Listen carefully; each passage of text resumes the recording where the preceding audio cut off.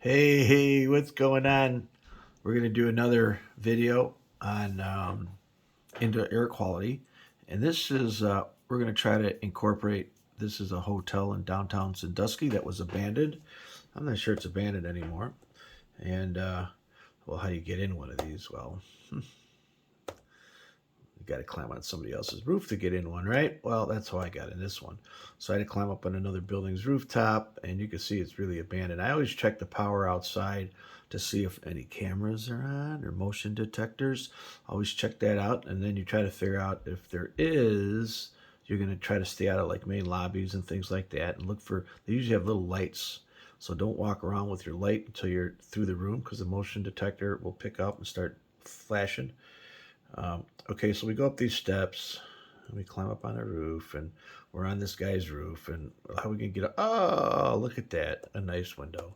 So go inside the window. Now we're inside. So this probably will never look like this again. I think this place has been redone. But you can see here the old plaster walls.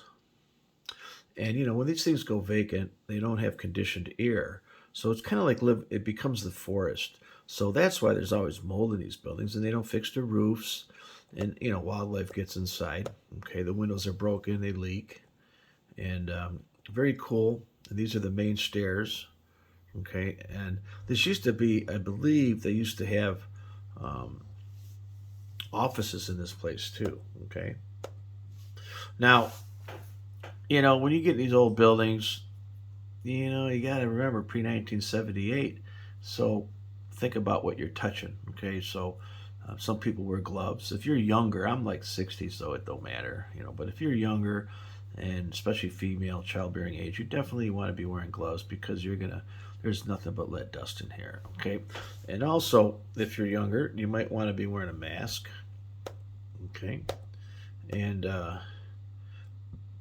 the air quality generally is not the greatest in these buildings. Now, people think that the air quality is really bad, but think about this. If you wanted the day you want to go into these places, not a windy day, because dust in the air generally will settle.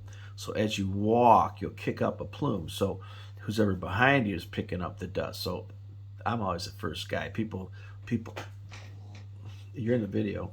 Um, yeah. Anyways, so hey, so you want to walk first, and then maybe if you're worried about going back, go a different way. If you're not wearing anything, any PPR, so you will stir it up. But let's get back to it's not dusty, okay? And if it's not dusty, all this dust is settled. So even though it's contaminated, it's on the ground until you start running through the building and moving it around.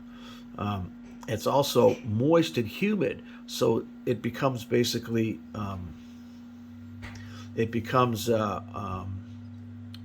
airborne. Now, depending on the size particles, really small particles can stay airborne for a long time. But your 5 microns and 10 microns, these are your mold spores, your rust, your soot, things like that. They're like 3 microns, 5 microns. This is the kind of stuff that gets stuck up in your nose. The smaller the particles get, the deeper down into your body it goes. All right, so you can see here as you walk through. Now, be very careful in areas with pigeons and bats. That's a whole other problem.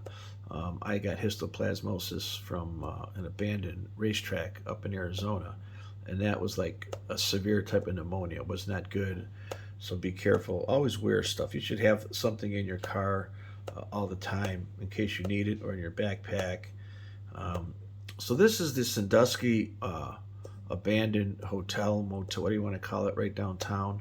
I didn't go up to the roof because it was um, exposing to me to other higher buildings where people could see me up there. So I kind of went through, and it's they're all the same. You go in this room, they're all the same. Um, you can see there's some animal. Now you see that, that something had dinner in there, right? Probably a cat or another type of animal. So, anyways, hey, if you have any odor issues, indoor air quality issues, things like that in your home or in an area you're going to visit, and you have questions, I know you can't afford a laser particle counter. I've got one, but You can also look on the internet. I said that in my previous videos. There's this place called this site. NASA owns a site called Earth Null School, and you can look up where you're traveling or where you're going and see what the air quality is. Just the air outside. It's pretty cool. Um, Anyways, so this is the Sandusky abandoned motel. I went down to the basement, and of course you're going to have asbestos too, right? And you're going to have VOCs and formaldehydes and molds and soots.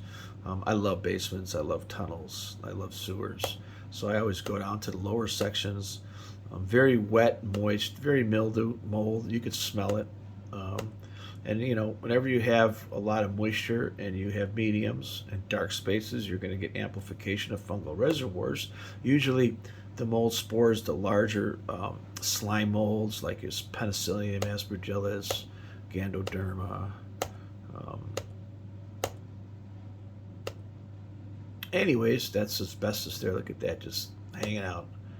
And so, usually in any old building, you're going to have hydronic systems, and if that's friable asbestos, don't touch it. But you have to remember now, as you walk through this, you're kicking it up. You're kicking it up. Now, you're not going to kick anything up in this basement because it's wet. There's puddles.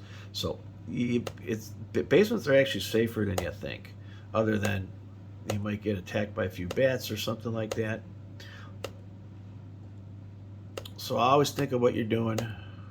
And I do have some products below that I'll add if the video gets some views. I do have an Amazon site where you can buy some stuff for me. Usually I try to put something that relates to the video. If it's worth my while, I don't make a lot. I don't ask for donations or anything like that. But if you call Marco with a question and Google it, yeah, $29, 20 minutes, send me pictures of any problem you got in your house, odors, etc., and I'll try to solve them for you. I'm at a 95%. I've been doing this for 40 years. I've inspected 18,000 homes. I wrote a book on mold. I'm an engineer. I have all these environmental licenses. Well, I used to. I'm dropping them all because I can't stand the government and all the paperwork that comes with it. So I did drop a lot of my environmental licenses, and I've been doing it for 40 years, so I'm allowed to. Anyways, hey, thanks for coming on. Check out the rest of my videos.